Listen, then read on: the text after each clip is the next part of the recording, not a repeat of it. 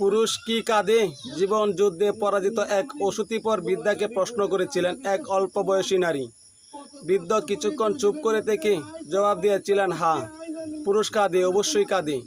নারী তখন অবাক হয়ে জানতে চেয়েছিলেন, পুরুষও কাঁদে? কখন, কিভাবে? মাথা নিচু করে বলে চললেন, পুরুষ কাঁদে যখন তার গর্ভধারিণী মা এই পৃথিবী ছেড়ে চলে যায়। পুরুষ কাঁদে যখন সে হারায় তার জন্মদাতা পিতাকে। পুরুষ কাঁদে যখন তার শখের নারী তাকে ছেড়ে অন্য পুরুষের হাত ধরে চলে যায়। পুরুষ কাঁদে যখন তার কাঁধে তাকে তার প্রাণপ্রিয় সন্তানের লাশ।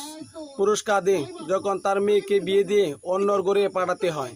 পুরুষ আরও বেশি করে কাঁদে যখন সেই কলিজা ছাড়া ধন শ্বশুরবাড়িতে গিয়ে ভালো থাকে না। পুরুষ কাঁদে যখন সে তার সন্তানকে মানুষ করতে ব্যর্থ হয়।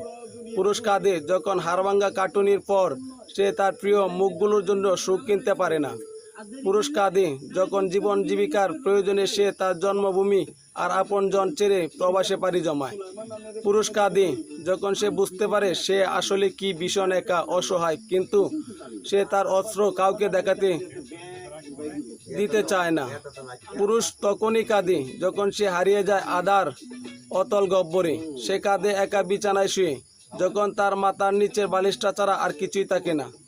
পুরুষের সেই অস্ত্র তার চোখের গর্ত থেকে বেরিয়ে আসে না।